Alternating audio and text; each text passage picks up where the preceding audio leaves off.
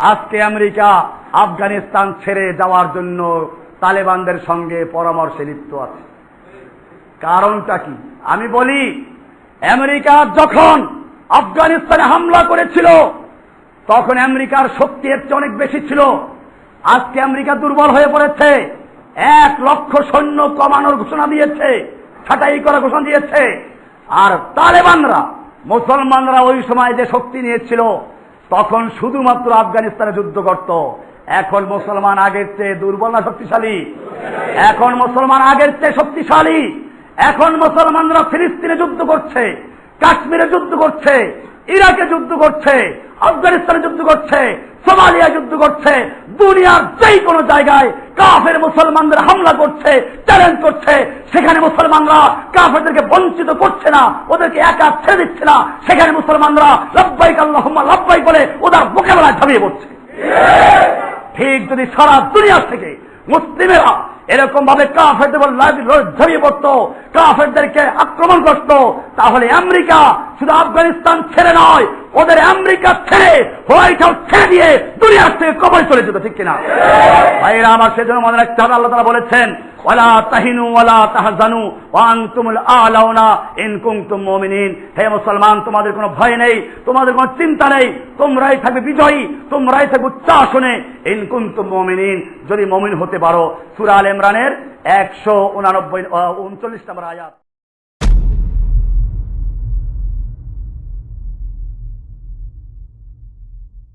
ওয়াইদা সালতা ফাসআলিল্লাহ, আর যখন তুমি চাবে শুধুমাত্র কার কাছে চাবে? ফাসআলিল্লাহ, আল্লাহর কাছে চাবে। ওয়াইদা স্তানতা ফাসতাইন বিল্লাহ, আর যখন তুমি সাহায্য চাবে তো শুধুমাত্র আল্লাহর সাহায্য চাবে।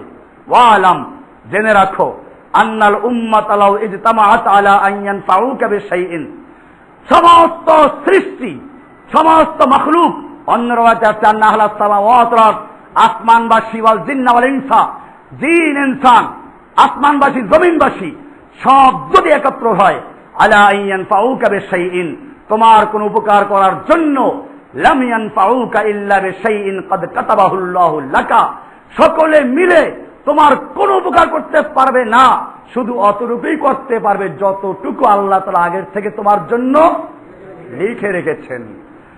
পক্ষান্তরে ওয়াইন ইসতামাউ আলা আন ইয়াদুররুকা বিশাইইন, যদি আসমানবাসী জমিনবাসী ফেরেশতা মানব দানব সব একত্র হয়, আলা আন ইয়াদুররুকা বিশাইইন, তোমার কোনো ক্ষতি করার জন্য, লাম ইয়াদুররুকা ইল্লা বিশাইইন ক্বাদ কাতাবাহুল্লাহু আলাইকা, তাহলে তোমার পক্ষ, আল্লাহর পক্ষ থেকে তোমার জন্য যেই পরিমাণ লিখিত আছে, বরাদ্দ আছে, এর বেশি কিছুই করতে পারবে না। এরপরে আল্লাহ রাসূল সাল্লাল্লাহু আলাইহি ওয়াসাল্লাম বলছেন, রুফিআতিল আকলামু ওয়া জাফফাতিস সুহুফু, কলম তুলে রাখা হয়েছে আর খাতা শুকিয়ে গেছে। আল্লাহ তাআলার লিখিত খাতা শুকিয়ে গেছে, এর মধ্যে কোনো পরিবর্তন হবে না। এজন্য মনে রাখতে হবে, আমাদের সাহায্য করার মালিককে আল্লাহ। আর দুনিয়ার সমস্ত লোক মিলে যদি আমার উপকার করতে চায়, করতে পারবে? অতটুকুই পারবে যতটুকু লিখে রেখেছেন কে? আল্লাহ। আর দুনিয়ার সমস্ত মানুষ একাত্রে ক্ষতি করতে চায়, কতটুকু ক্ষতি করতে পারবে? যতটুকু আল্লাহ তাআলা আগে থেকে লিখে রেখেছেন। এই জন্য আমাদেরকে অটল থাকতে হবে। খাব্বাব বিন আরাত রাদিয়াল্লাহু তাআলা বর্ণিত আছে, তিনি বলেন, আমরা শাকাউনা ইলা রাসূলিল্লাহ সাল্লাল্লাহু আলাইহি ওয়াসাল্লাম মুতাওয়াসসিদুন বুরদাতান লাহু ফি যিল্লিল কাবা, আল্লাহর নবী একদিন কাবার ছায়ায় একটা চাদর মুড়ি দিয়ে শুয়ে আছেন। এই সময় আমরা গিয়ে বললাম, কুলনা লাহু আলা তাস্তানফিরু লানা আলা তাদউল্লাহ লানা, আপনি কি আমাদের জন্য আল্লাহর কাছে সাহায্য চাবেন না? আমাদের জন্য কি আল্লাহকে দোয়া করবেন না? আমরা তো ধ্বংস হয়ে যাচ্ছি, আর সহ্য হচ্ছে না।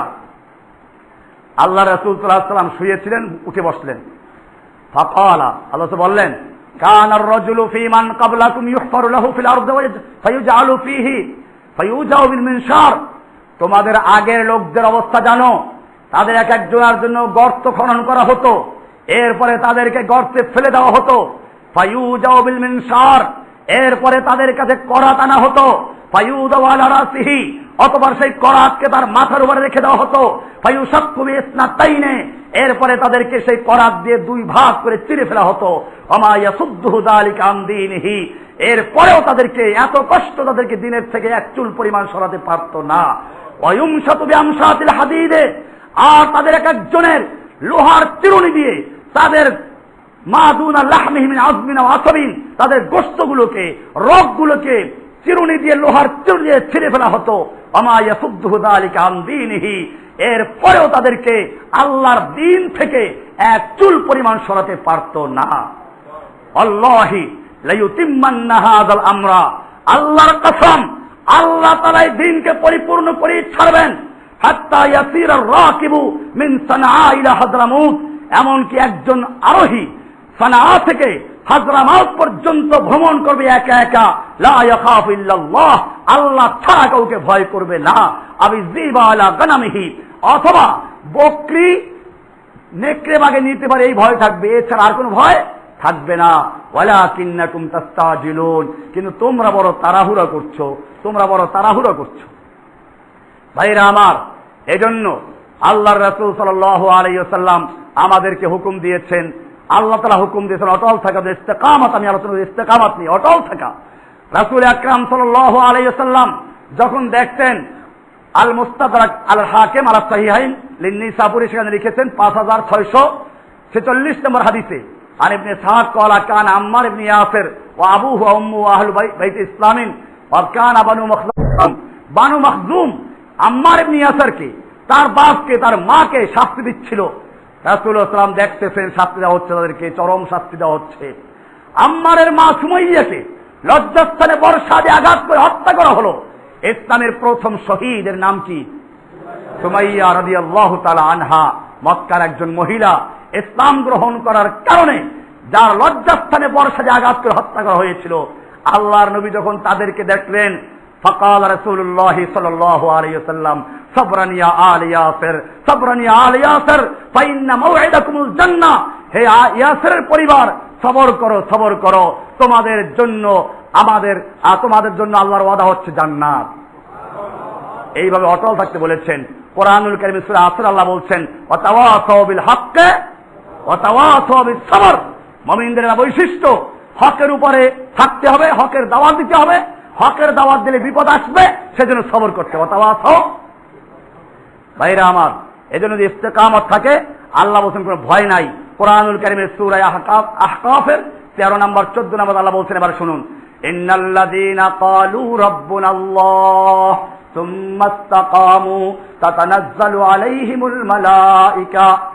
আল্লাহ রাব্বুল আলামিন বলছেন, ইন্নাল্লাযীনা ক্বালু রাব্বুনাল্লাহ, নিশ্চয় যারা বলে আমাদের রব হচ্ছেন কে? আল্লাহ। সুম্মা ইসতাকামু, এরপরে ইস্তেকামত থাকে, অটল থাকে, অবিচল থাকে, বিচলিত হয় না, ইস্তেকামত থাকে, কুফফারদের শক্তি দেখে ভয় পায় না, অটল থাকে। ফালা খাউফুন আলাইহিম ওয়ালা হুম ইয়াহজানুন, তাদের কোনো ভয় নেই, তাদের কোনো চিন্তা নেই। উলাইকা আসহাবুল জান্নাহ, এরা হচ্ছে জান্নাতবাসী। খালিদিনা ফিহা, তারা চিরস্থায়ী জান্নাতে থাকবে।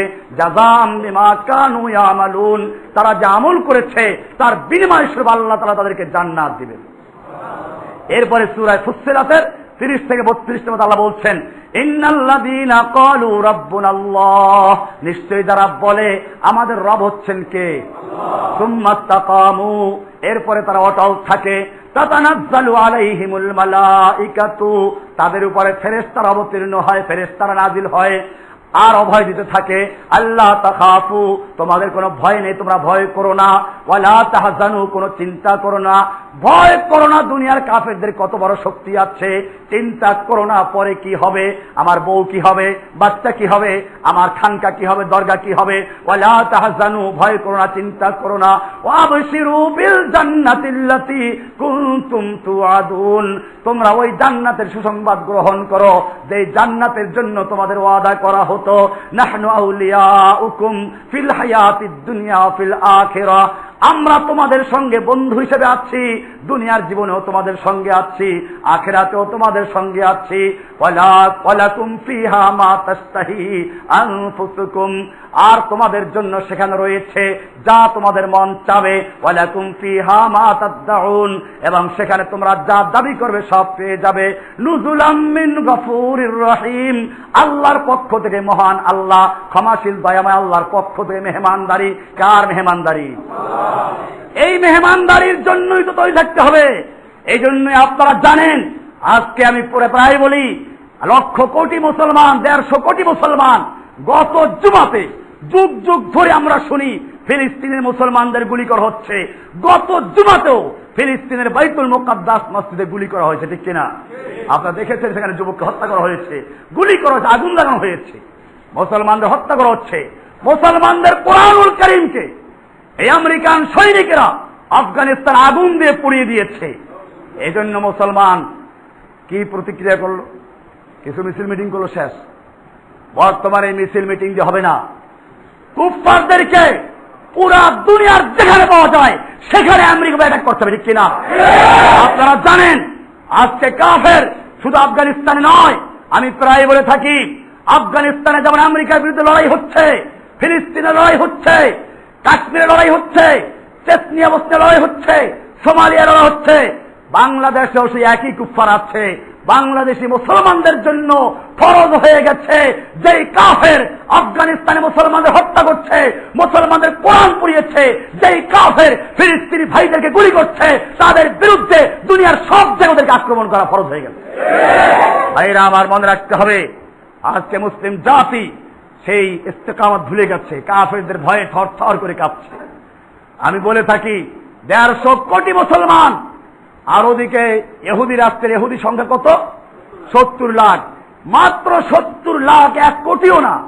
এই 70 লাখ ইহুদি মুসলমানদের হামলা করছে, আর মুসলমান নীরব দর্শকের ভূমিকা পালন করছে। ইহুদি খ্রিস্টান কবে সাহায্য করবে, আমেরিকা কবে সাহায্য করবে, সেই সাহায্যের জন্য পেতে বসে আছে, ঠিক কিনা? ভাইরা আমার, তারপরও সবাই না, কিছু লোক যুদ্ধ চালিয়ে যাচ্ছে, কিছু লোক লড়াই করে যাচ্ছে। আপনারা দেখেছেন, যার ফলে আজকে আমেরিকা আফগানিস্তান ছেড়ে যাওয়ার জন্য তালেবানদের সঙ্গে পরামর্শে লিপ্ত আছে। কারণটা কি? আমি বলি, আমেরিকা যখন আফগানিস্তানে হামলা করেছিল তখন আমেরিকার শক্তি এর চেয়ে অনেক বেশি ছিল। আজকে আমেরিকা দুর্বল হয়ে পড়েছে, 1 লক্ষ সৈন্য কমানোর ঘোষণা দিয়েছে, ছাঁটাই করার ঘোষণা দিয়েছে। আর তালেবানরা, মুসলমানরা ওই সময় যে শক্তি নিয়েছিল, তখন শুধুমাত্র আফগানিস্তানে যুদ্ধ করত। এখন মুসলমান আগের চেয়ে দুর্বল না শক্তিশালী? এখন মুসলমান আগের চেয়ে শক্তিশালী। এখন মুসলমানরা ফিলিস্তিনে যুদ্ধ করছে, কাশ্মীরে যুদ্ধ করছে, ইরাকে যুদ্ধ করছে, আফগানিস্তানে যুদ্ধ করছে, সোমালিয়া যুদ্ধ করছে। দুনিয়ার যেই কোনো জায়গায় কাফের মুসলমানদের হামলা করছে, চ্যালেঞ্জ করছে, সেখানে মুসলমানরা কাফেরদেরকে বঞ্চিত করছে না, ওদেরকে একা ছেড়ে দিচ্ছে না। সেখানে মুসলমানরা লাব্বাইক আল্লাহুম্মা লাব্বাইক বলে ওদের মোকাবেলায় ঝাঁপিয়ে পড়ছে। ঠিক যদি সারা দুনিয়া থেকে মুসলিমেরা এরকম ভাবে কাফেরদের ঝাঁপিয়ে পড়তো, কাফেরদেরকে আক্রমণ করত, তাহলে আমেরিকা শুধু আফগানিস্তান ছেড়ে নয়, ওদের আমেরিকা ছেড়ে হোয়াইট হাউস ছেড়ে দিয়ে দুনিয়ার থেকে কবরে চলে যেত, ঠিক কিনা? ভাইরা আমার, সেজন্য মনে রাখতে হবে, আল্লাহ তাআলা বলেছেন, ওয়ালা তাহিনু ওয়ালা তাহজানু ওয়া আনতুমুল আ'লাউনা ইন কুনতুম মুমিনিন। হে মুসলমান, তোমাদের কোনো ভয় নেই, তোমাদের কোনো চিন্তা নেই, তোমরাই থাকবে বিজয়ী, তোমরাই থাকবে উচ্চ আসনে, ইন কুনতুম মুমিনিন, যদি মুমিন হতে পারো। সূরা আল ইমরানের 139 নম্বর আয়াত। এরপরে আল্লাহ বলছেন, মাঝে মধ্যে তোমাদেরকে পরীক্ষা করা হয়। আপনি বলেন, এত লোক মারা যাচ্ছে, আল্লাহ সাহায্য করছে না কেন? আল্লাহ বলছেন, এই আমসাসকুম করহুন ফাকাদ মাসাল কওমা করহুম মিসলহু। আল্লাহ বলছেন, যদি তোমাদের কিছু লোক বিপদ আপদে পড়ে যায়, আঘাত স্পর্শ করে, তারা মারা যায়, জখম হয়ে যায়, অসুবিধা কি? তারাও তো এমনটা হয়ে যাচ্ছে। ফাকাদ মাসাল কওমা করহুম মিসলহু, ওরকম তাদের মধ্যে আঘাত প্রাপ্ত হয়েছে, তারাও মরতেছে। এই দেখেন না, 2জন 4জন মরতেছে ডেলি, কালকেও মরছে 2টা।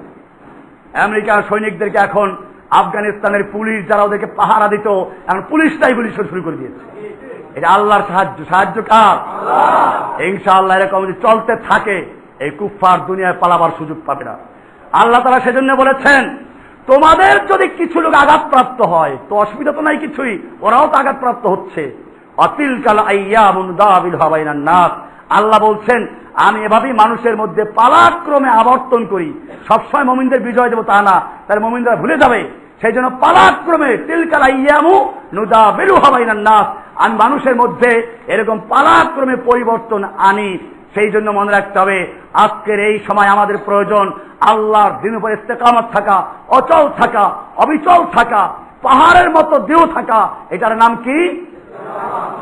আল্লাহ বলছেন মুমিনদেরকে ইস্তেকামত দান করবেন, ওয়াদা করেছেন কে? শর্ত মুমিন হতে হবে। এজন্য আল্লাহর রাসূল সাল্লাল্লাহু আলাইহি ওয়াসাল্লাম ইস্তেকামতের জন্য দোয়া করতেন, আল্লাহুম্মা মুসাররিফাল কুলুব সাররিফ কুলুবানা আলা তাআতিক। আর দোয়া করতেন, আল্লাহুম্মা ইয়া মুকাল্লিবাল কুলুব সাব্বিত কলবি আলা দীনিক। আল্লাহ সুবহানাহু ওয়া তাআলার দরবারে আমরাও সে দোয়া করছি, হে আল্লাহ তুমি আমাদেরকেও, আমাদের কলকে, আমাদের অন্তরকে তোমার দ্বীনের উপর অটল রাখো, এবং যে কোনো কঠিন মুহূর্তে, যে কোনো কঠিন পরিস্থিতিতে তোমার দ্বীনের জন্য জীবন দিয়ে, জান দিয়ে, মাল দিয়ে যেন আমরা লড়াই করে তোমার দ্বীনের জন্য আমরা শহীদ হতে পারি, তৌফিক দান করো। আমিন। ওয়া সাল্লাল্লাহু তাআলা আলা নবিয়িনা মুহাম্মদ ওয়া আলিহি ওয়া সাহবিহি আজমাইন।